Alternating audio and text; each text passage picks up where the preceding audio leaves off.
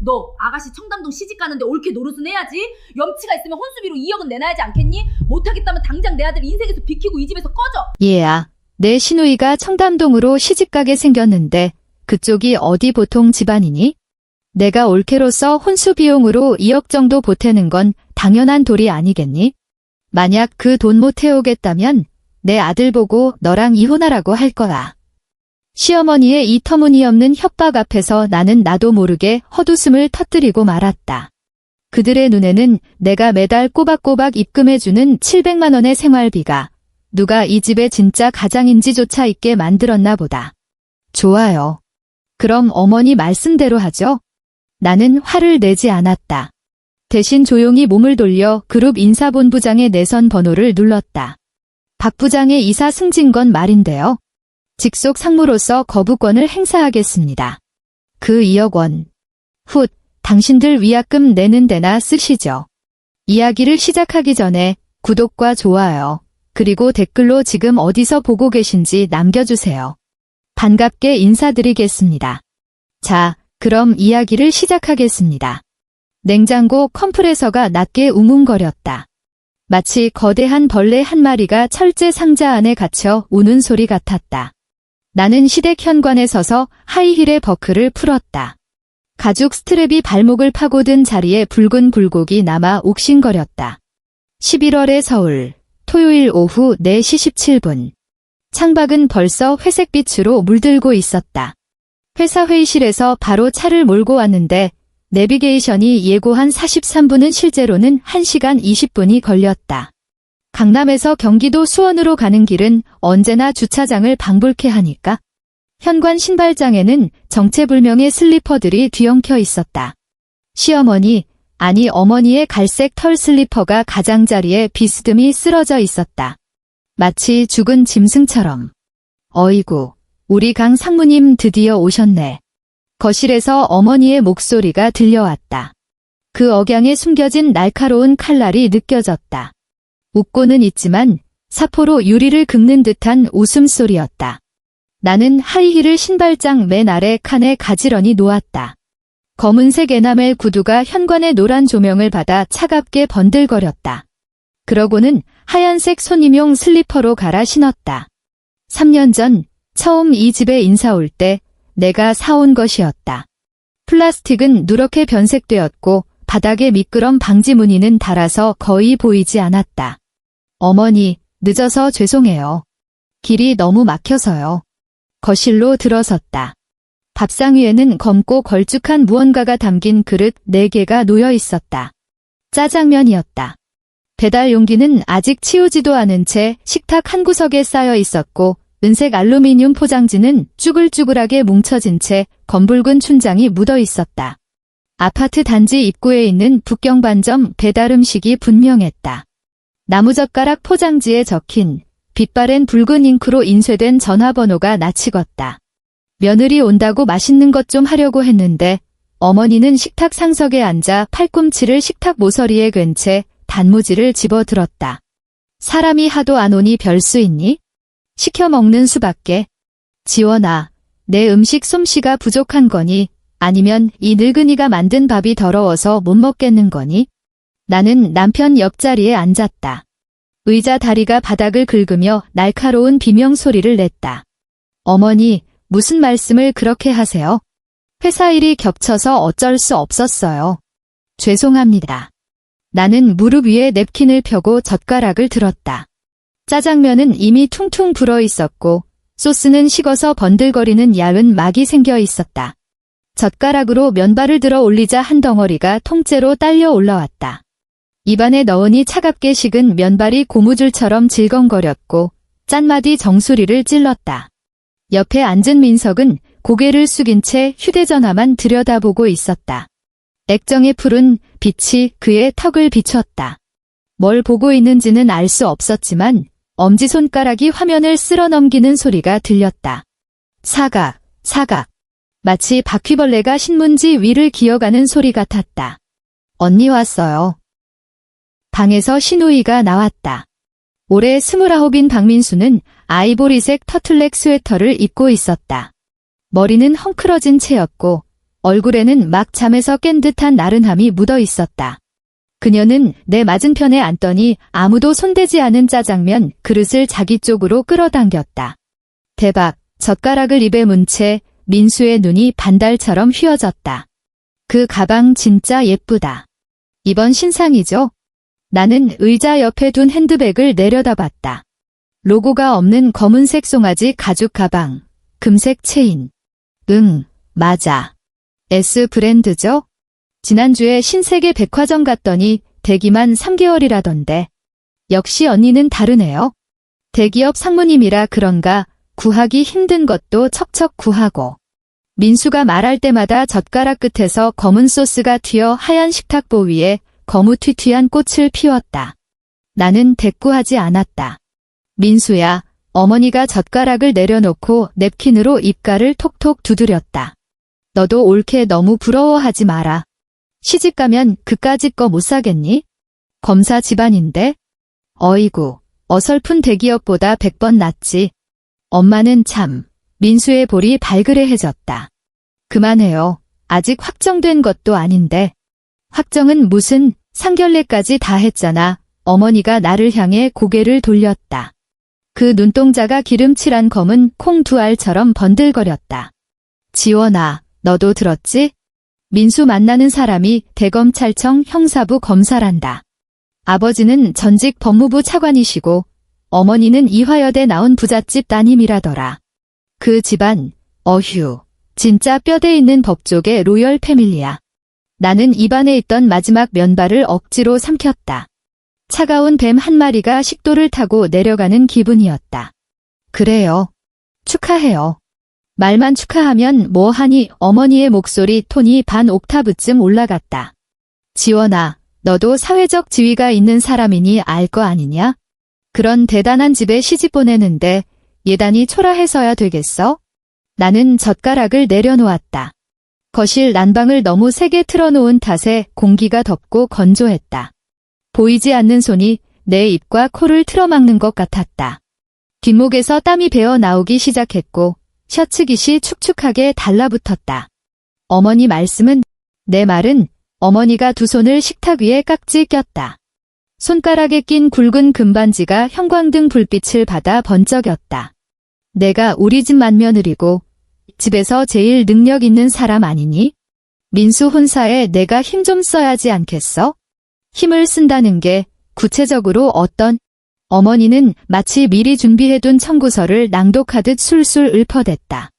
혼수 비용, 신혼여행, 신혼집 가전이랑 가구, 그리고 그쪽 사돈어른들께 보낼 예단비랑 선물까지 합치면 대충 2억 원 정도면 되겠더라. 물론 이것도 내가 최대한 줄여서 잡은 거야. 2억 원. 그때 민수의 휴대전화가 울렸다. 그녀는 화들짝 놀라 일어나더니 방으로 뛰어들어갔다. 방문이 닫히며 쾅 하는 둔탁한 소리가 났다.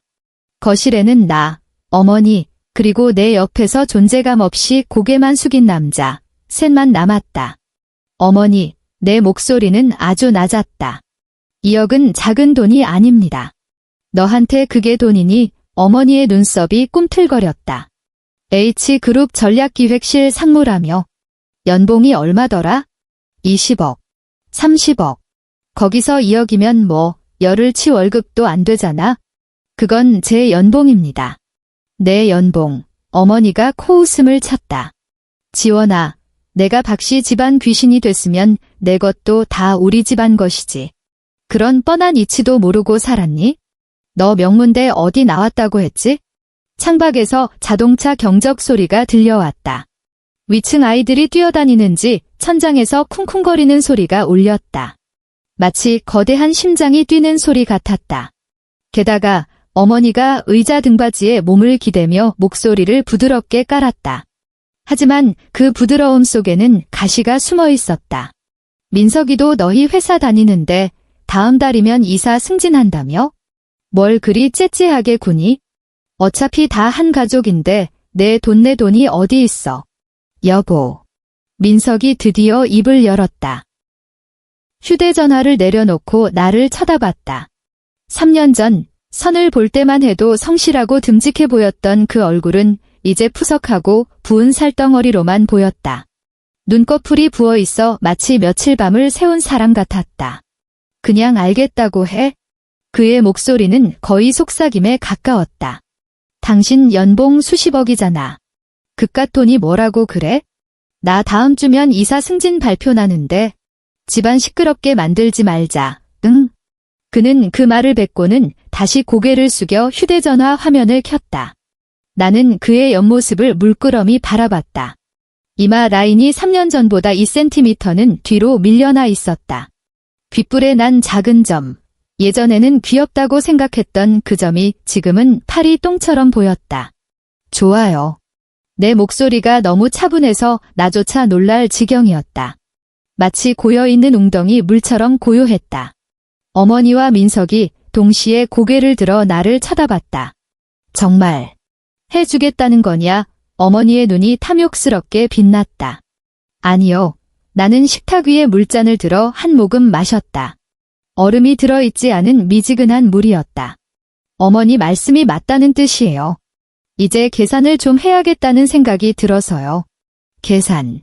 무슨 계산? 나는 물잔을 내려놓고 자리에서 일어났다. 늦었네요. 이만 가보겠습니다. 어머니, 안녕히 주무세요. 나는 대답도 기다리지 않고 현관으로 걸어갔다. 누렇게 변색된 손님용 슬리퍼를 벗고 내 하이힐로 갈아 신었다. 가죽끈이 다시 발목의 상처를 파고들었고 통증이 선명하게 되살아났다. 강지원, 어머니의 고함이 등 뒤에서 날아와 꽂혔다. 너 지금 뭐 하는 거야? 말 똑바로 안 해? 나는 현관문을 열었다. 수원의 밤바람이 훅 끼쳐 들어왔다. 11월 특유의 한기와 저 멀리 치킨집에서 풍겨오는 기름 냄새가 섞여 있었다. 편히 쉬세요, 어머니. 나는 문을 닫았다. 엘리베이터가 내려가는 동안 나는 스테인리스 문에 비친 일그러진 내 모습을 바라보았다. 흐릿한 여자의 얼굴에서 유일하게 빛나는 건 눈동자뿐이었다. 밤하늘에 박힌 두 개의 모처럼 차갑게 빛나고 있었다. 차에 올라 시동을 걸었다. 내비게이션은 강남집까지 1시간 5분이 걸린다고 알려주었다. 가죽 스티어링 휠의 감촉이 손바닥에 닿자 비로소 현실감이 돌아왔다. 나는 깊게 숨을 들이마셨다. 그리고 휴대전화를 꺼내 암호화된 폴더 하나를 열었다. 그 안에는 13개의 파일이 잠들어 있었다. 어떤 것은 은행 입출금 내역 캡처였고, 어떤 것은 신용카드 명세서 사본이었으며, 또 어떤 것은 사진 한 장이었다. 2주 전 서울의 한 비즈니스 호텔 지하 주차장에서 찍힌 사진. 내 남편이 흰색 렉서스 조수석에서 내리고 있었다. 운전석에는 우리 회사 사원증을 목에 건점고 예쁜 여자가 앉아 있었다. 그녀는 거울을 보며 립스틱을 고치고 있었다. 나는 폴더를 닫았다. 휴대전화를 조수석 가방에 툭 던져 넣었다. 이제 때가 됐네. 나직하게 읊조렸다. 차가 어둠 속으로 미끄러져 들어갔다. 백미러 속에서 수원의 불빛들이 점점 멀어져 갔다. 일요일 아침 7시 12분. 내 손가락은 은행 앱의 지체 확인 버튼 위에서 잠시 멈췄다. 나는 매달 시어머니에게 보내던 700만 원의 생활비 자동 이체를 해지했다. 지난 3년 동안 내가 보낸 생활비 총 2억 5,200만 원. 어제 그녀가 뻔뻔하게 요구했던 계단비보다도 많은 액수였다. 블라인드 틈으로 아침 햇살이 스며들어 침대 시트 위에 금빛 감옥 창살 같은 무늬를 만들었다. 민석은 아직 들어오지 않았다. 어제 친구들과 술을 마신다더니 외박이다. 3년째다. 이제는 누구를 만나는지 언제 들어오는지 묻지도 않는다. 그의 베개는 차갑고 이불은 흐트러짐 없이 평평했다. 마치 이 침대에는 처음부터 나 혼자 살았던 것처럼. 휴대전화를 내려놓고 욕실로 향했다. 거울 속 여자의 눈 밑에는 옅은 다크서클이 드리워져 있었다. 35. H그룹 전략기획실 상무이사. 그룹 역사상 최연소 여성 임원. 거울 속 여자가 웃고 있었다. 살얼음 낀 호수처럼 서늘하고 옅은 미소였다. 8시 정각. 옷을 갈아입고 차 키를 집어들었다. 일요일 오전이지만 검토해야 할 인수합병건 서류가 있었다. 현관 벨이 울렸다. 인터폰 화면을 확인했다. 민석이었다. 그는 현관 앞에 서 있었다. 머리는 까치집을 지었고 셔츠는 바지 밖으로 삐져나와 엉망이었다. 얼굴에는 숙취와 묘한 죄책감이 뒤섞인 창백함이 감돌았다. 문을 열었다. 비밀번호 잊어버렸어? 아, 깜빡했어. 그가 내 옆을 비집고 들어왔다. 술 냄새와 낯선 향수 냄새가 섞인 역한 냄새가 훅 끼쳤다. 내가 쓰는 브랜드가 아니었다. 너무 달아서 머리가 아플 지경인 썩은 복숭아 같은 향이었다. 나는 한 걸음 물러서서 길을 터주었다. 나 회사 가봐야 해. 그래. 그는 신발을 벗어 던지듯 벗어놓고는 비틀거렸다. 참, 여보. 어제 그 일 말이야. 무슨 일? 그가 고개를 들어 나를 봤다. 흰자위가 붉게 충혈되어 있었다. 마치 너무 오래 삶은 달걀 같았다. 이영 말이야? 당신 대체 무슨 생각인 거야? 말 좀 확실하게 해줘. 엄마가 오늘 아침부터 전화해서 당신 진짜 이혼할 거냐고 난리잖아. 내가 뭐라고 했는데? 말은 안 했지만 태도. 그럼 이혼 안 한다는 거네. 나는 현관에 앉아 하이힐 버클을 채웠다. 가죽끈이 어제의 상처를 다시 조여왔다. 고통이 오랜 친구처럼 반갑게 찾아왔다. 여보, 그가 다가와 내 손목을 잡으려 했다. 그러지 말고. 엄마가 말이 좀 심한 건 알지만 원래 그런 분인 거 당신도 알잖아. 나는 그의 손을 피했다. 정말 늦었어. 비켜. 그 2억은 어쩔 건데. 나중에 얘기해. 나는 문을 열고 나갔다. 엘리베이터 문이 닫히는 순간 현관에 멍하니 서 있는 그가 보였다. 입을 벌린 채 서 있는 꼴이 꼭 물 밖으로 던져진 붕어 같았다. 오후 2시 17분. 사무실 창밖으로 서울 강남의 스카이라인이 펼쳐져 있었다. 유리벽이 겨울의 창백한 햇살을 반사해 눈이 부셨다. 책상 위에는 인수합병 리스크 평가 보고서가 놓여 있었다. 내선 전화가 울렸다. 상무님, 비서실 김 실장의 목소리였다. 재무팀에서 공동명의 계좌 동결 신청서 제출 완료했다고 합니다. 상무님 최종 승인 필요합니다. 승인하세요. 그리고 김 실장이 잠시 머뭇거렸다. 법무팀에서 자금 출처 증빙을 몇 년 전까지 소급해야 하냐고 묻습니다. 3년. 알겠습니다. 아, 그리고 한 가지 더 있습니다. 말해요. 인사본부장님이 통화를 원하십니다. 다음 주 승진 발표 명단 때문이라고 하는데요. 연결하세요. 네. 짧은 연결음이 들렸다. 쇼팽의 녹턴 20번, 올림 다단조. 12초 후 음악이 멈추고 정상훈 인사본부장의 목소리가 들려왔다. 강 상무님, 바쁘신데 죄송합니다. 아닙니다. 본부장님. 무슨 일이시죠? 그가 헛기침을 했다. 다음 주 수요일 승진 발표 명단에 경영지원실 박민석 부장이 포함되어 있어서요. 네, 알고 있습니다. 혹시 인사기록 카드 보셨습니까? 봤습니다. 그럼 어떻게 생각하시는지요? 나는 의자 등받이에 몸을 깊숙이 묻었다. 창밖의 햇살이 카페트 위에 네모난 빛의 감옥을 만들고 있었다.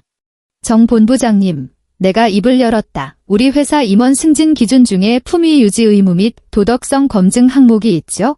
네, 있습니다만 만약 어떤 후보자가 혼인관계의 신의를 저버리고 재정적으로 문란하며 심지어 회사의 자원을 사적으로 유용한 정황이 있다면 그런 사람이 H그룹의 이사가 될 자격이 있습니까? 수화기 너머로 3초간 침묵이 흘렀다. 상무님 뜻은 명단에서 제외하라는 말씀이십니까? 제 뜻은 나는 리스크 평가 보고서의 마지막 장을 덮으며 말했다. 인사본부에서 해당 후보자의 자격을 원점에서 재심사해 달라는 겁니다. 만약 품위 유지 위반 사항이 발견된다면 사규대로 처리해 주십시오. 알겠습니다. 강 상무님, 다른 지시 사항은 없으십니까? 없습니다. 전화를 끊었다. 사무실은 고요했다. 천장형 에어컨 돌아가는 소리가 거대한 짐승의 숨소리처럼 낮게 깔렸다. 자리에서 일어나 통유리창 앞으로 걸어갔다. 37층 아래로 내려다 보이는 서울 거리는 장난감 같았다. 사람과 자동차들이 개미만 한 검은 점이 되어 회색 도로 위를 기어다니고 있었다. 월요일 오후 5시 43분. 나는 이사회 정례회의에 참석 중이었다. 휴대전화는 무음으로 해둔 상태였다. 회의가 중반으로 접어들 무렵 가방 속 휴대전화가 7번이나 진동했다. 진동 간격이 점점 짧아지는 게 마치 죽어가는 짐승의 심장 박동 같았다. 나는 책상 아래로 손을 넣어 휴대전화를 살짝 확인했다. 부재중 전화 17통, 어머니 12통, 박민석 5통, 그리고 쏟아진 문자 메시지들. 어머니, 강지원 너 당장 전화 받아. 카드 왜 안 긁히니? 돈 다 어디로 빼돌렸어? 나 오늘 현대백화점에서 사람들 다 보는 앞에서 결제 승인 거절당했어. 얼마나 개망신당했는지 알아. 강지원 너 당장 해명해. 박민석, 여보 엄마가 전화했어? 아니, 우리 엄마가 당신한테 전화했냐고. 무슨 일이야? 카드가 왜 정지됐어? 대답 좀 해. 나는 휴대전화를 뒤집어 무릎 위에 올려놓고 다시 재무보고에 집중했다. 회의는 6시 23분에 끝났다. 회의실을 나오는데 복도에서 정상훈 인사본부장과 마주쳤다. 그의 표정이 묘했다. 엄청난 비밀을 간신히 참고 있는 사람처럼 보였다. 강 상무님, 그가 다가와 목소리를 낮췄다. 박민석 이사 후보자 건 말입니다. 무슨 문제라도. 인사 검증 결과가 나왔습니다. 그가 야른 서류철을 내밀었다. 저희가 몇 가지 심각한 문제를 발견했습니다. 나는 서류철을 받아 들었다. 어떤 문제죠? 구체적인 건? 그가 주위를 살폈다. 여기서 말씀드리긴 좀 그렇고 시간 되실 때 파일 확인해 보시면 될 것 같습니다. 알겠습니다. 수고하셨어요. 서류철을 끼고 사무실로 돌아오는데 비서인 김 실장이 울상을 지으며 달려왔다. 마치 지뢰라도 밟은 표정이었다. 상무님, 왜 그래요? 로비예요. 남편분이 3시부터 와서 기다리고 계세요. 상무님 꼭 만나야 한다고? 나는 통유리창 너머로 이미 어둑해진 하늘을 힐끗 보았다. 보안팀에 전해요. 로비에서 기다리라고 하세요. 지금은 내려가기 곤란하다고. 그게 좀 흥분하신 상태라. 보안 요원들한테 고함 지르고 난리도 아니에요. 그럼 보안 요원 더 배치하세요. 상무님, 계속 소란 피우면 경찰 부르라고 하세요. 김 실장은 입을 뻐끔거리더니 결국 아무 말도 하지 못하고 돌아섰다. 나는 자리에 앉아 인사본부장이 준 서류철을 펼쳤다. 박민석에 대한 인사 감사 보고서였다. 감사 결과 해당 후보자는 다음과 같은 비위 사실이 확인됨. 1. 법인카드 사적 유용. 최근 3년간 누적 금액 4,700만 원 업무 연관성 소명 불가 금액 2,100만 원. 2. 사내 보안 규정 위반. 회사 내부 기밀 자료를 개인 이메일 계정으로 무단 전송. 3. 품위 유지 위반. 사내 하급 직원과의 부적절한 관계 의심 정황 포착. 서류철을 덮었다. 자리에서 일어나 창가로 갔다. 37층 아래 H그룹 본사 로비가 환하게 불을 밝히고 있었다. 나는 로비 한가운데서 작은 검은 점 하나가 왔다 갔다 하는 것을 보았다. 팔을 허공에 휘젓고 있었다. 입을 벌렸다 다물었다 하는 꼴이 유리병에 갇힌 파리 같았다. 보안 요원들이 그를 둥그렇게 에워싸고 있었다. 휴대전화를 꺼냈다. 새 문자 11통. 전부 그 인간이었다. 박민석, 너 회사에 있는 거 다 알아? 보안팀이 못 올라가게 막잖아. 승진 명단에 내 이름이 없어. 내 이름이 없다고. 인사본부장이 내 지시라던데? 내가 뭔데?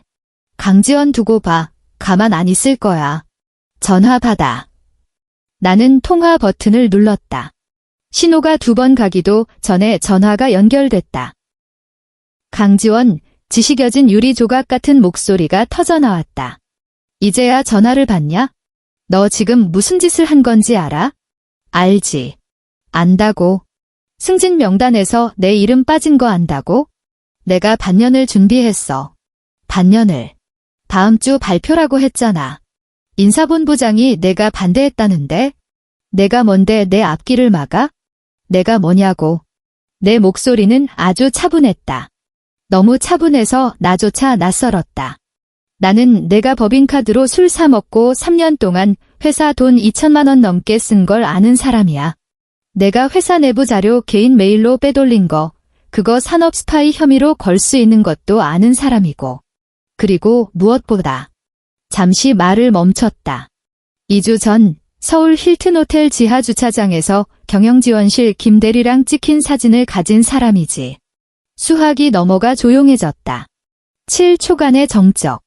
너 나 뒷조사했냐? 뒷조사라니. 회사 주차장에서 차 바꿔 타고 나가는 거 CCTV만 돌려봐도 다 나와. 힐튼 호텔 결제도 법인카드로 했더라? 재무팀으로 카드 명세서 날아오는 거 몰랐어? 생각해봤어. 왜 내가 말했다. 어차피 이혼할 건데 내가 굳이 당신 구제해줄 의무는 없잖아. 이혼. 그의 목소리가 찢어질 듯 날카로워졌다. 뭐라고? 너 지금 이혼하겠다고 했냐? 내가 하겠다는 게 아니야. 당신이 하게 될 거야. 나는 전화를 끊었다.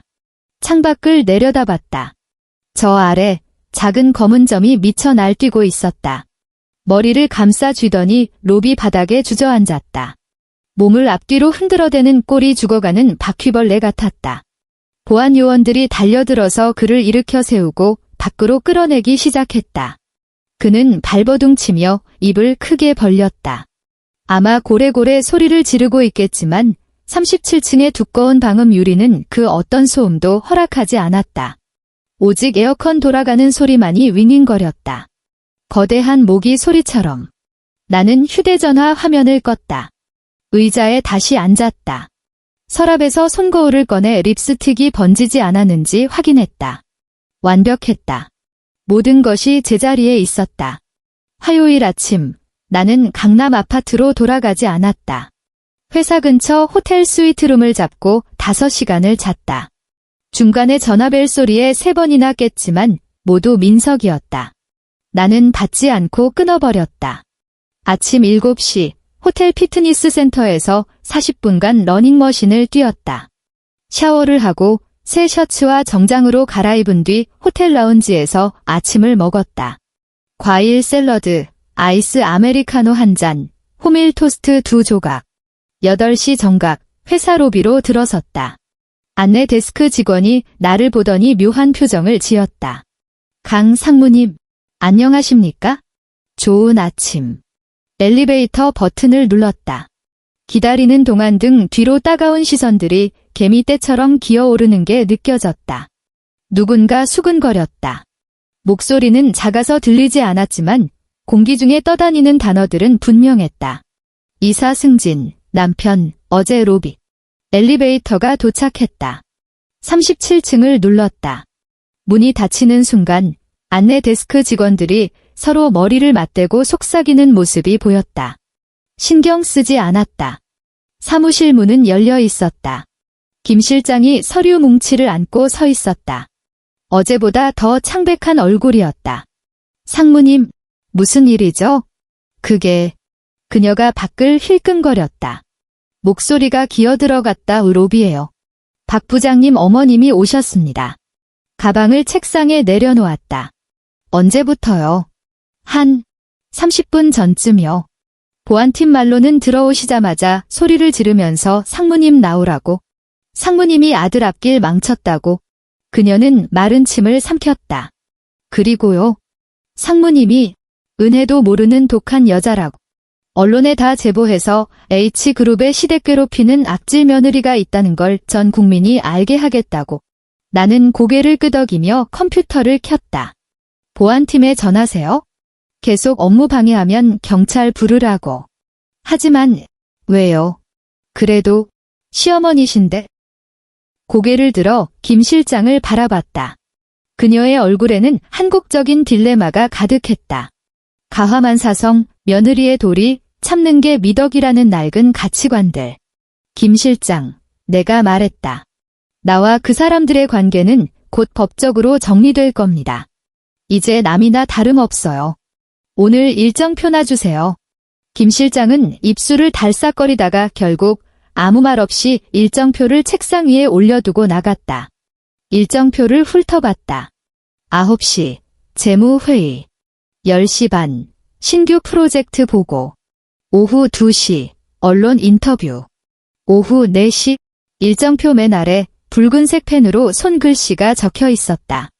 법무팀, 기혼 소송 소장 준비 완료. 검토 요망. 나는 일정표를 뒤집어 놓았다. 창밖의 서울은 여전했다.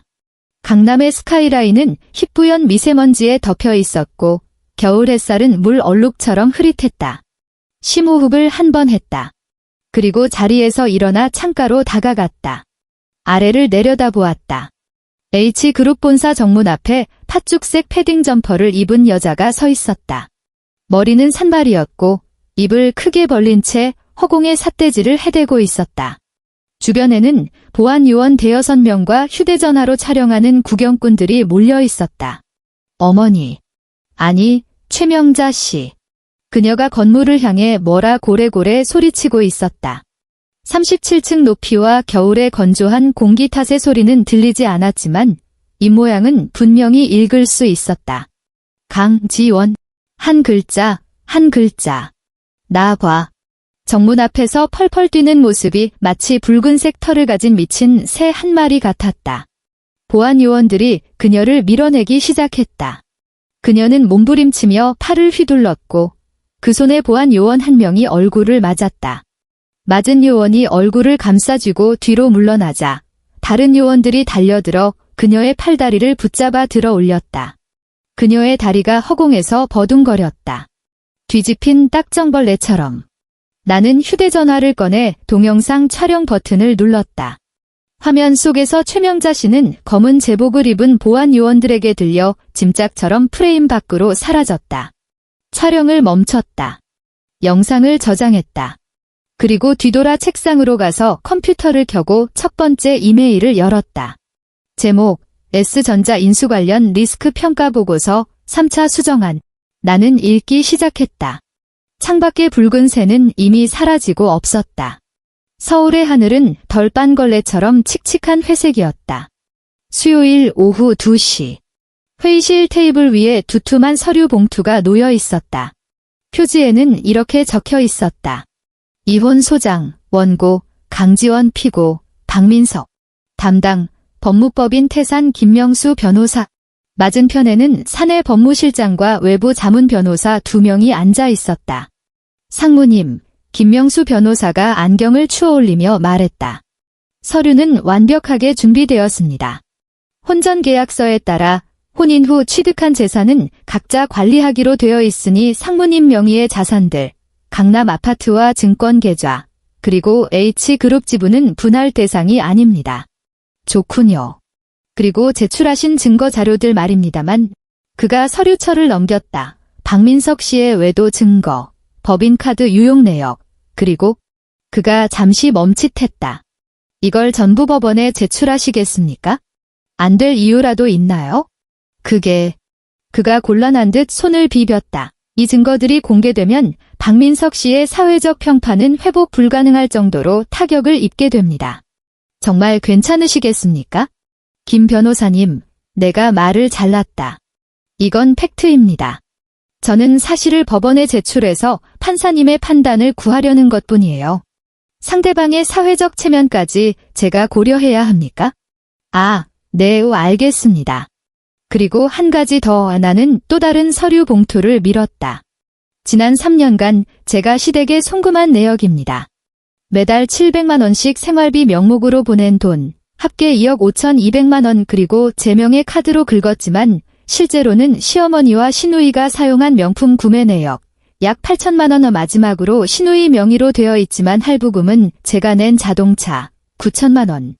이건 부당이득 반환 청구 소송입니다. 내가 또박또박 말했다. 최명자, 박민수 두 사람을 상대로 청구할 겁니다. 싹 다 돌려받아야겠어요. 회의실에 잠시 침묵이 흘렀다. 김 변호사의 표정이 복잡해졌다. 마치 희귀한 맹수를 보는 듯한 눈빛이었다. 상무님, 그가 조심스럽게 입을 열었다. 이렇게까지 하면 좀 시끄러워질 수도 있습니다. 한국 정서상 며느리가 시댁에 쓴 돈을 돌려달라고 소송하는 건 김 변호사님, 내가 미소를 지었다. 강요에 의해 매달 700만 원씩 뜯긴 걸 효도라고 부르나요?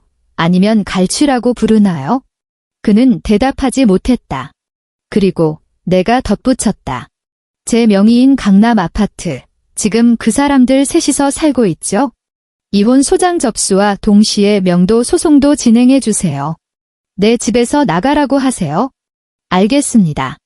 마지막으로 나는 자리에서 일어나 의자 등받이에 걸어둔 재킷을 걸쳤다.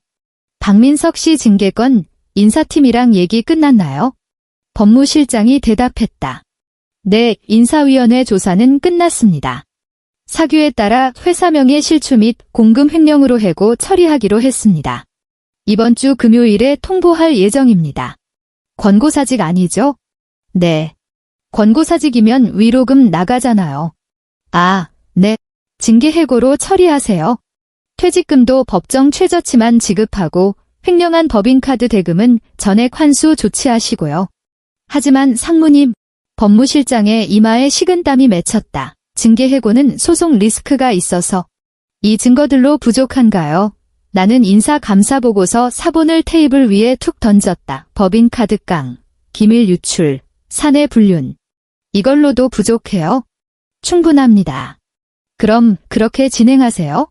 나는 가방을 들고 문 쪽으로 걸어갔다. 더 질문 있나요? 아무도 대답하지 않았다. 그럼 오늘 회의는 여기까지 하죠? 문을 열고 나갔다. 복도의 에어컨 바람이 얼굴에 닿았다. 서늘했다. 엘리베이터 1층 버튼을 눌렀다. 내려가는 동안 스테인리스 문에 비친 내 얼굴을 보았다. 여자의 얼굴은 평온했다. 눈동자에는 아무런 감정도 담겨 있지 않았다. 마치 깊이를 알 수 없는 심해 같았다. 딩. 엘리베이터가 도착했다. 로비를 가로질러 회전문을 밀고 나갔다. 서울의 겨울바람이 거세게 불어와 머리카락을 뒤로 넘겼다. H그룹 본사 앞에 서서 깊게 숨을 들이마셨다. 공기는 차갑고 건조했고 희미한 매연 냄새가 섞여 있었다. 3초 동안 눈을 감았다. 그리고 다시 눈을 떴다. 주차장을 향해 걸음을 옮겼다. 그날 밤 나는 호텔로 돌아가지 않았다. 차를 몰고 한강으로 갔다. 반포대교가 보이는 주차장에 차를 세우고 시동을 껐다. 의자를 뒤로 젖히고 누웠다. 차창 밖으로 서울의 야경이 펼쳐졌다. 반포대교의 무지개 분수가 어둠 속에서 솟구쳤다 떨어지며 강물을 황금비드로 물들이고 있었다. 휴대전화를 꺼냈다. 읽지 않은 메시지 47통. 박민석 28. 최명자 12통. 박민수 6통. 그리고 1통. 나는 잠시 멈칫했다. 오랫동안 보지 못했던 이름이었다. 스마트폰 화면에 발신자 이름이 떴다. 정수연. 금융학과 수석 졸업에 지금은 국내 대형 로펌의 파트너 변호사다. 이화여대 기숙사 룸메이트였던 우리는 졸업 후 각자의 길을 걷느라 바빴지만 1년에 한두 번은 꼭 만나 커피를 마시곤 했다. 메시지 내용은 짧았다. 지원아, 너 요즘 이혼 준비한다며? 도움 필요하면 언제든 연락해. 대학 때 우리 약속 기억하지? 무슨 일이 있어도 우린 서로의 편이 되어주기로 한 것 수연이가. 나는 그 메시지를 한참 동안 응시했다. 그러다 답장 없이 화면을 옆으로 넘겼다. 아래로 스크롤을 내리자 다른 메시지들이 쏟아졌다. 민석이 보낸 것들은 대부분 변명과 협박이었고 최명자 씨의 메시지는 읍소와 저주가 번갈아가며 이어졌다. 그 중에서 민수의 메시지가 가장 짧았지만 가장 날카롭게 내 눈을 찔렀다. 언니, 이게 다 제 탓이에요. 전 그냥 좋은 집안에 시집가고 싶었을 뿐인데 왜 우리한테 이렇게까지 해요? 언니, 보고 있는 거 맞죠? 나는 휴대전화 화면을 껐다. 조수석에 툭 던져 놓았다. 눈을 감았다. 창밖으로 한강 물결이 부딪히는 소리가 희미하게 들려왔다. 멀리서 들리는 자동차 주행 소음과 섞여 마치 낮게 깔리는 자장가처럼 느껴졌다. 3년 전 수원 아파트에 처음 인사드리러 갔던 날이 떠올랐다. 그때 최명자 씨는 만면 가득 웃음을 띠고 나를 맞이했다. 우리 지원이는 정말 능력도 좋지. H그룹 상무라니. 민석이가 너 같은 여자를 얻다니 전생에 나라를 구했나 보아. 그때 민석은 내 손을 꼭 잡고 말했다. 평생 손에 물 안 묻히게 해줄게. 그때 민수는 세상 달콤한 목소리로 나를 덧니라고 부르며 말했다. 앞으로 우린 진짜 한 가족이에요. 한 가족. 나는 입안에서 그 세 글자를 굴려보았다. 쓰디 쓴 맛이 났다. 가족은 무슨. 그저 내 지갑 냄새를 맡고 몰려든 기생충들에 불과했다. 눈을 뜨고 차 천장에 달린 선루프를 올려다보았다. 서울의 밤하늘에 별은 보이지 않았다. 오직 고층 빌딩들이 뿜어내는 인공적인 불빛과 가끔 지나가는 비행기의 붉은 전멸등뿐이었다. 나는 깊게 숨을 들이마셨다. 상체를 일으켜 시동 버튼을 눌렀다. 엔진이 부드럽게 깨어났다. 오늘 밤 아직 처리해야 할 일이 많이 남아 있었다. 목요일 오전 9시. 법무실 직원이 수원박 씨네 아파트에 정식 이혼 소장을 전달했다. 그들이 어떤 반응을 보였는지는 모른다. 나는 그 자리에 없었으니까. 하지만 오후 2시가 되자 내 휴대전화가 다시 미친 듯이 진동하기 시작했다. 이번에는 민석이나 최명자 씨가 아니었다. 모르는 번호였다. 전화를 받았다. 여보세요? 강지원 씨 맞습니까? 젊은 남자의 목소리였다. 네, 맞습니다만. 누구시죠? MBC 보도국 이준혁 기자입니다. 혹시 인터뷰 시간 좀 내주실 수 있을까요? H그룹 내부에서 발생한 임원 갑질 논란에 대해서 취재 중인데요. 나는 말없이 전화를 끊었다. 10초 후 또 다른 낯선 번호로 전화가 걸려왔다. 안녕하세요. 조선일보입니다만. 종료 버튼을 눌렀다. 5초 후 또 다른 번호. 안녕하십니까? SBS 8시 뉴스팀입니다. 종료. 나는 휴대전화를 무음으로 전환하고 책상 위에 엎어두었다. 인터폰을 눌러 김 실장을 호출했다. 무슨 일입니까? 사무실로 들어온 김 실장의 안색이 흑빛이었다. 상무님, 지금 네이버 실시간 검색어 3위에 상무님 이름이 올라와 있습니다. 그녀가 태블릿 PC를 내밀었다. 화면을 내려다보았다. H그룹 여상무, 남편 강제 퇴사 압박, 직장 내 괴롭힘 논란, 시월드 역갑질. 기사를 클릭하자 익명 게시판에 글이 캡처되어 있었다. 오늘 아침 8시에 올라온 글이었다. 제목, 폭로합니다. H그룹 최연소 여상무의 두 얼굴. 갑질, 사적보복, 남편 밥줄 끊기. 내용은 이랬다. 안녕하세요. 저는 H그룹의 평범한 직원입니다. 오늘 도저히 참을 수 없는 일을 폭로하려고 합니다. 우리 회사에는 30대 여성 임원 강모 상무가 있습니다. 언론에서는 최연소 여성 임원 유리천장을 깬 골드미스라고 치켜세우지만 실상은 다릅니다. 이 여자의 남편도 우리 회사 직원인데 원래 다음 주에 이사 승진 예정이었습니다. 그런데 부부싸움을 했다는 이유로 강 상무가 직권을 남용해서 남편의 승진을 막아버렸습니다. 그것도 모자라 회사명에 실추라는 말도 안 되는 고시를 붙여서 강제로 해고까지 시켰습니다. 이게 뭡니까? 이게 바로 사적보복 아닙니까? 전형적인 직장 내 괴롭힘입니다. 더 기가 막힌 건 남편 식구들을 자기 명의 아파트에서 쫓아내고 시어머니와 시누이를 상대로 부당이득 반환 청구 소송까지 걸었답니다. 지난 3년 동안 시댁에 쓴 돈을 다 토해내라는 거죠. 며느리가 시어머니한테 한 달에 용돈 700만 원 드리는 게 뭐 그리 큰 죄입니까? 능력 있는 며느리가 시댁 챙기는 건 한국 정서상 당연한 미덕 아닙니까? 이제 와서 사이 틀어졌다고 줬던 돈을 뺏겠다니요. 이게 사람입니까? 남편분과 시댁 식구들이 너무 불쌍합니다. 저런 피도 눈물도 없는 여자를 만난 게 죄라면 죄겠죠.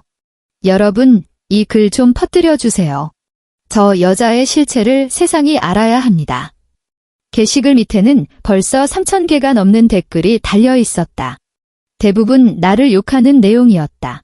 나는 빠르게 스크롤을 내리며 훑어보았다. 그리고 태블릿을 책상 위에 내려놓았다.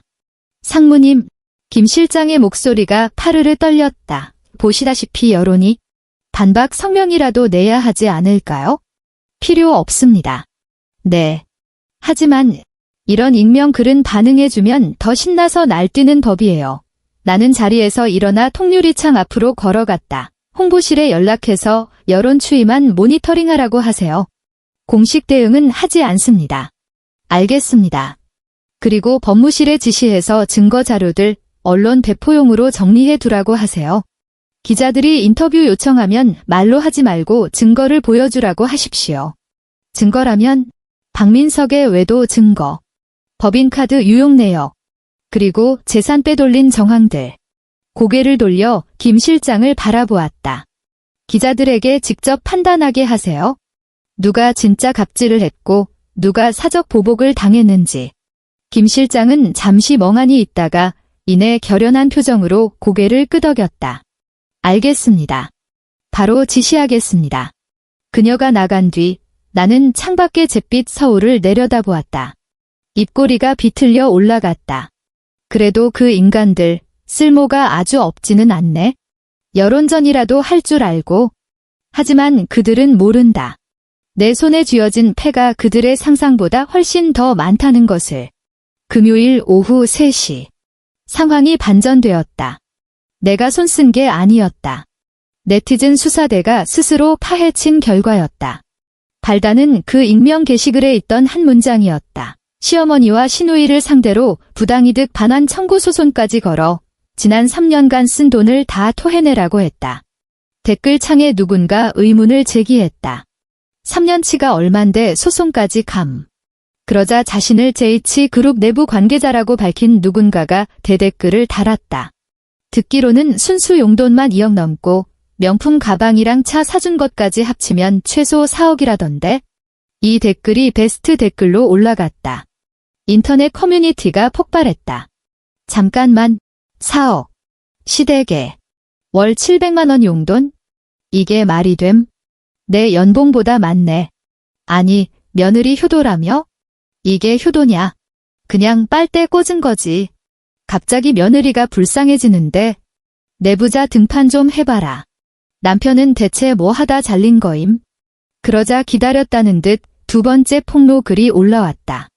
제목, 전직 H그룹 직원이 밝히는 박모 부장 해고의 진실. 내용은 구체적이었다. 오늘 실검 보고 어이가 없어서 글 씁니다. 저 해고당한 박모 씨랑 같은 부서였습니다. 그 사람 인성, 회사 사람들은 다 압니다. 첫째, 전형적인 낙하산입니다. 와이프백 믿고 들어와서 일은 안 하고 상무 남편이라고 유세만 떨었습니다. 둘째, 법인카드로 회식한다고 긁어대는데 거래처 접대가 아니라 자기 친구들이랑 애인 만나는데 썼습니다. 네, 애인이요. 경영지원실 김모 대리랑 바람난 거 알만한 사람은 다 알아요. 둘이 야근 핑계대고 남아서 뭐 했는지. 셋째, 회사 내부 자료 개인 메일로 빼돌리다 IT 보안팀에 걸렸습니다. 산업 스파이까진 아니어도 사기후 위반 떼박입니다. 그러니까 해고당한 건 갑질 때문이 아니라 본인이 자초한 겁니다. 강 상무님, 일할 때 칼 같은 분이지만 사적인 감정으로 직원 괴롭힐 분 아닙니다. 악질 며느리 프레임 씌우는 거 진짜 역겹네요.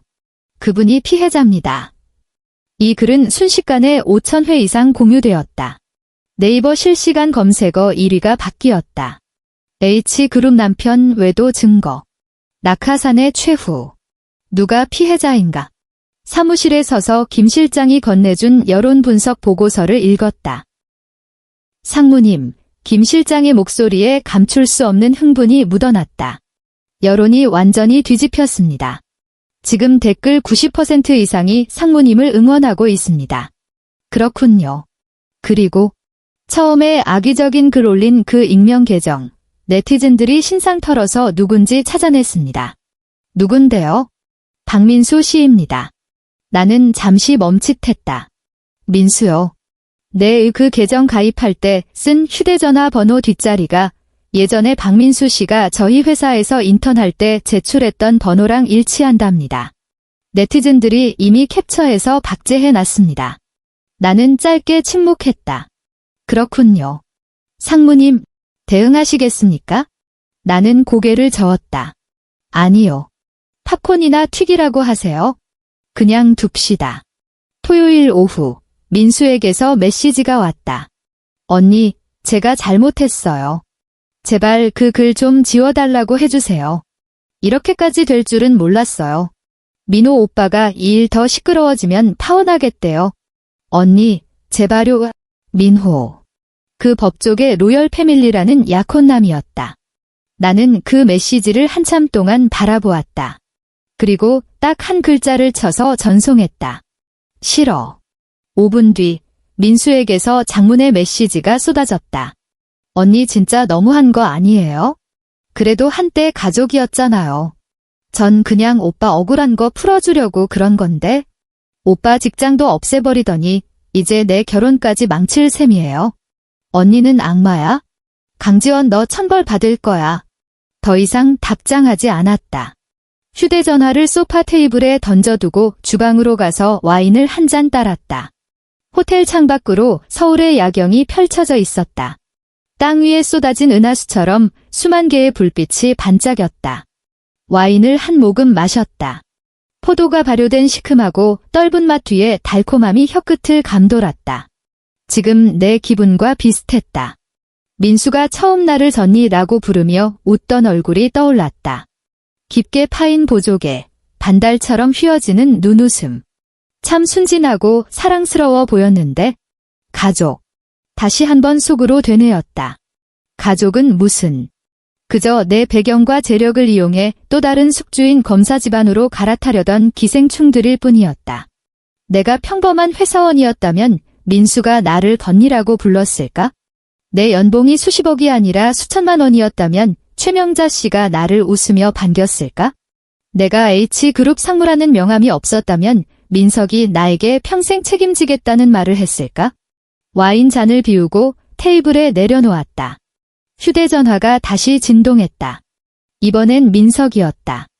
여보, 우리 대화 좀 해. 내가 잘못했어. 그 여자가 자꾸 들러붙어서 그런 거지. 난 당신한테 상처 줄 생각 전혀 없었어. 우리 다시 시작할 수 있잖아. 제발, 나 당신 없으면 안 돼. 메시지를 보는 순간 위산이 역류하는 듯한 구역질이 치밀었다. 내가 없으면 안 된다고?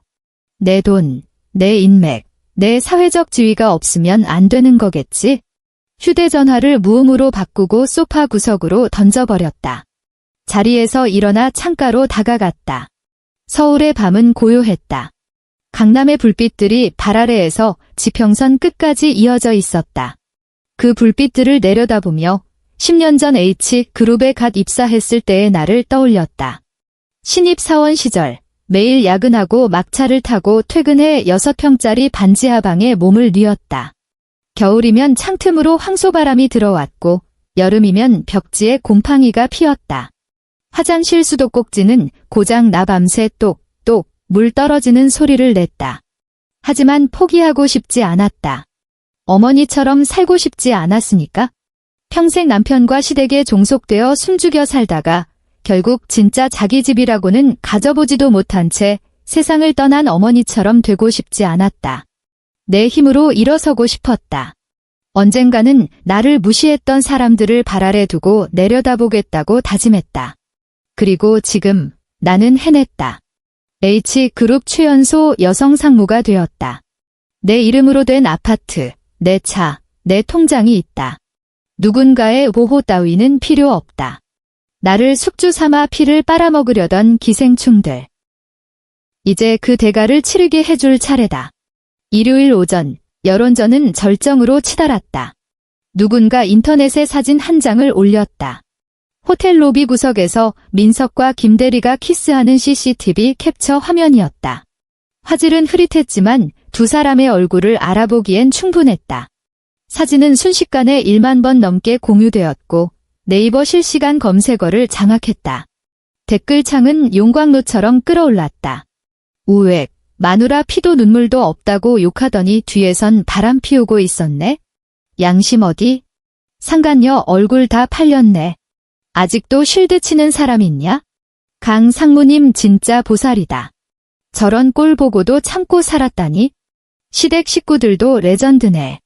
며느리 돈으로 호의호식하면서 효도 타령이라니? 이래서 돈 토해내라고 소송 건 거구나.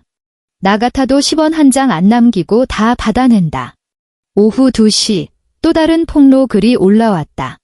제목, 박모씨 일가 팩트체크, 며느리 등골 빼먹은 캥거루 가족. 내용은 박씨 일가 세 사람이 지난 3년 동안 내 돈으로 쓴 소비 내역을 엑셀 파일로 정리한 것이었다. 최명자 씨의 명품 가방 컬렉션, 민수의 스포츠카 할부금, 민석이 내연녀에게 사준 선물 목록까지. 총액 5억 원. 이 숫자가 주는 충격은 컸다. 오후 4시, 민수의 전 약혼자, 그 검사 집안의 김민호 씨 신상이 털렸다. 네티즌들은 그의 SNS 팔로우 목록을 뒤져냈다. 그가 민수를 팔로우한 시점이 기억 예단 이야기가 나온 직후라는 사실이 밝혀졌다. 더 흥미로운 건 그가 동시에 팔로우하고 있는 다른 여성 10여 명이 모두 기업 오너 일가나 재벌 3세 태그를 단 사람들이라는 점이었다. 저녁 7시 김민호 씨가 자신의 SNS에 짧은 입장문을 올렸다.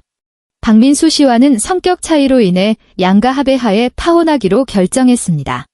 무분별한 추측은 자제해 주시기 바랍니다.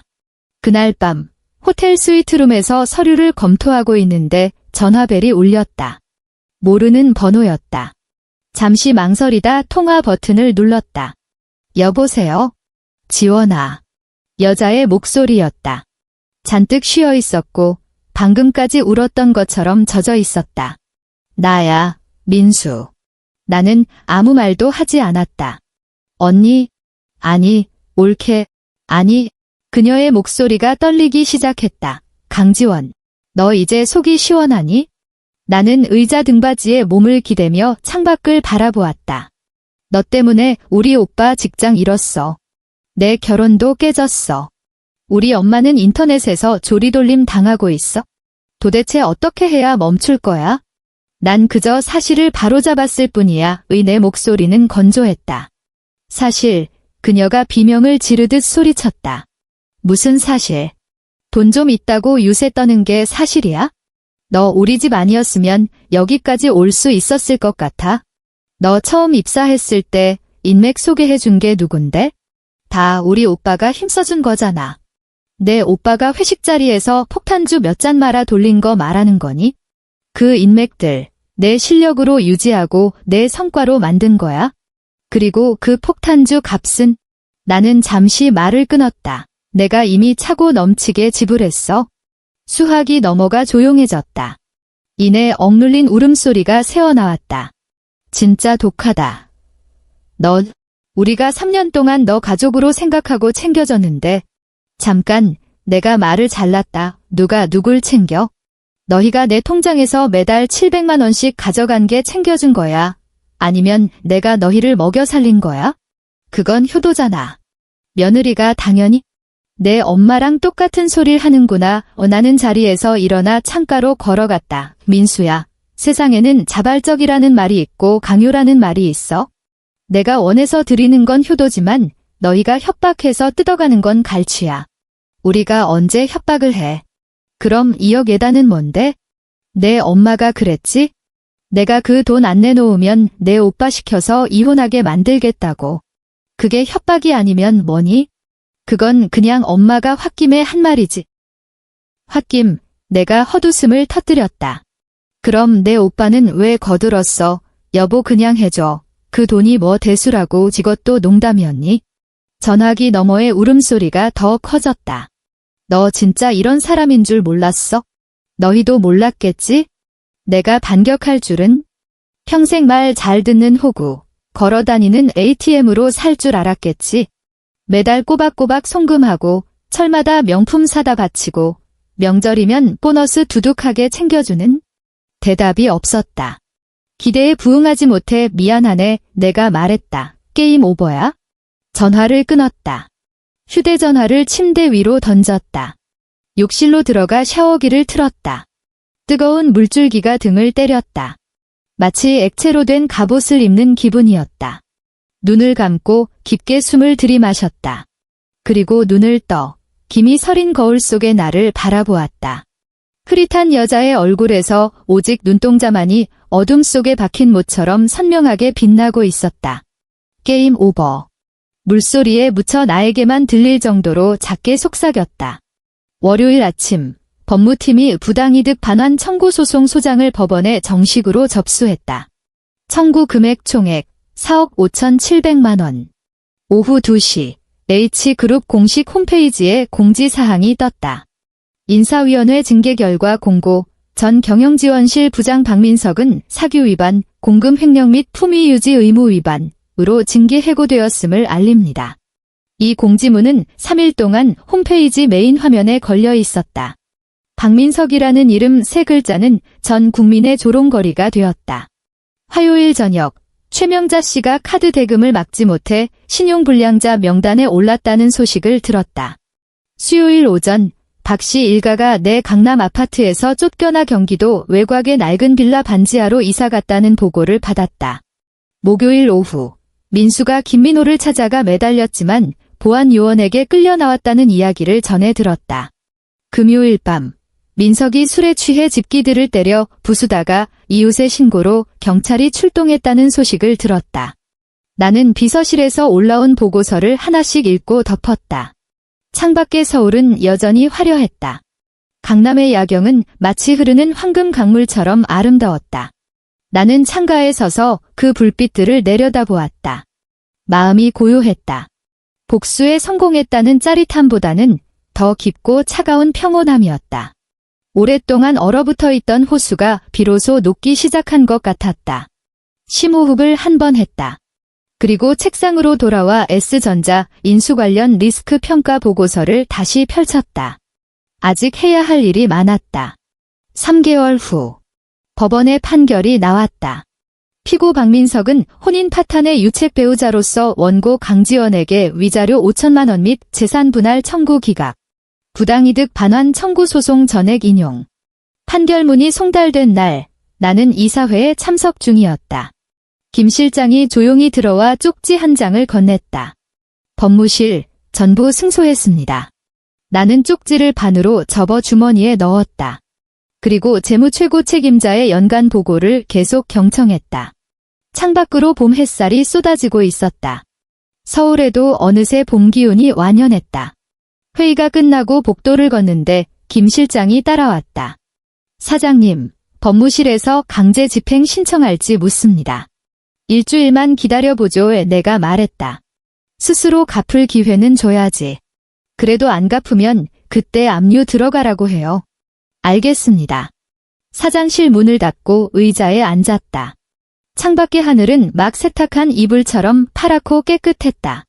1년 전 겨울, 이 자리에서 붉은 패딩을 입고 발광하던 최명자 씨를 내려다보던 때가 생각났다. 그때는 복수가 달콤할 줄 알았다.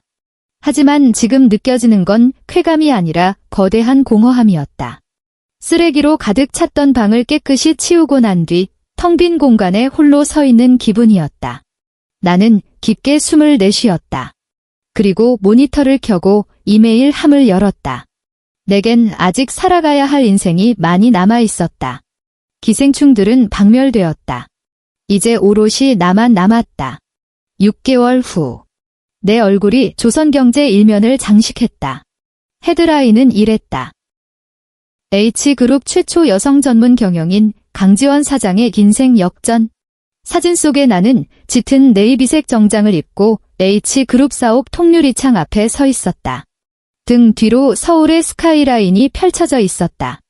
옅은 미소를 짓고 있었지만 그 미소는 살얼음 낀 호수처럼 차분했다. 인터뷰 기사 중간에 굵은 글씨로 강조된 문구가 있었다. 별표 기자, 성공의 비결이 무엇입니까? 별표 강지원, 불필요한 부실 자산을 과감하게 정리하는 것. 그게 투자의 첫걸음이죠. 별표. 이 문구는 SNS에서 수만 번 공유되며 그 주 최고의 직장인 명언이 되었다. 하지만 사람들은 모른다. 이 말이 진짜 무엇을 의미하는지. 내가 이 말을 할 때 무엇을 떠올렸는지 아무도 모른다. 나는 그 겨울날 식어 빠진 짜장면 한 그릇을 떠올렸다.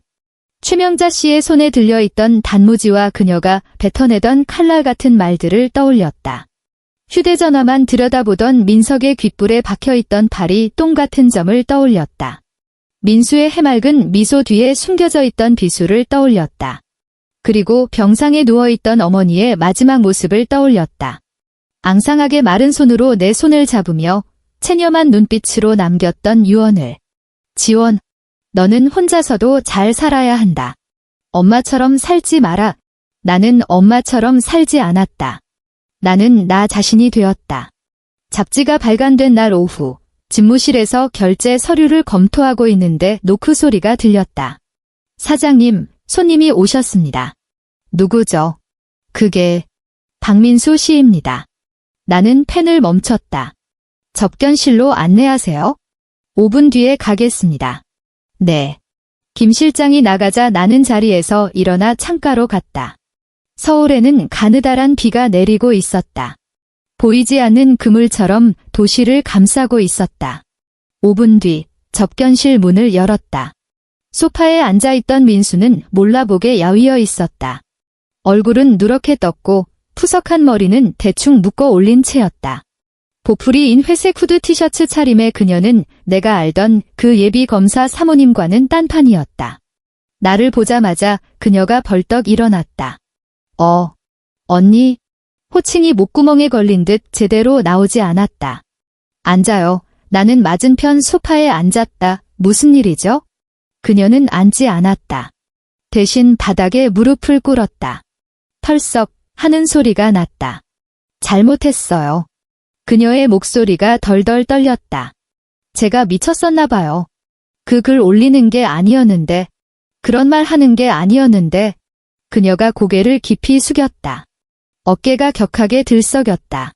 엄마는 지금 식당에서 설거지하면서 빚 갚고 있어요. 오빠는 취직도 못하고 매일 집에서 술만 마셔요. 제 결혼은 완전히 끝났고요. 이게 다 우리가 자초한 일인 거 알아요. 우리가 너무 욕심부렸어요. 언니를 그냥 돈 나오는 기계로만 보고. 그녀가 고개를 들었다. 눈물과 콧물로 범벅이 된 얼굴이었다.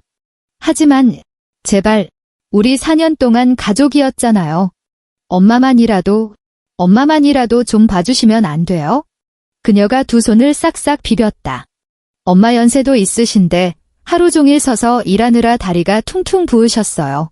제발요. 나는 그녀를 내려다보았다. 10초 정도 침묵이 흘렀다. 민수 씨, 내가 처음 그 집에 인사 갔을 때 어머니가 뭐라고 하셨는지 기억해요? 그녀의 손이 멈췄다. 우리 지원이 정말 능력 좋다. H그룹 상무라니. 민석이가 전생에 나라를 구했나 보가. 나는 자리에서 일어나 창가로 걸어가 등을 돌렸다. 그때 나는 정말 순진하게도 당신들이 나를 진짜 가족으로 받아들여준 줄 알았어요. 하지만 나중에 알았죠? 당신들이 받아들인 건 강지원이라는 사람이 아니라 내 직함, 내 연봉, 내 인맥이었다는 걸. 어머니가 매달 700만 원씩 받아갈 때 그 돈이 내가 새벽까지 야근하고 휴가도 반납해가며 피땀 흘려번 돈이라는 생각은 해봤나요? 내 카드로 산 명품 옷 입고 내가 사준 차 몰고 다니면서 그게 원래 누구 것인지 한 번이라도 생각해봤어요? 언니 하면서 돈 달라고 손 벌릴 때 내가 당신들 눈에 얼마나 쉬운 호구로 보였을지. 몸을 돌려 그녀를 마주 보았다.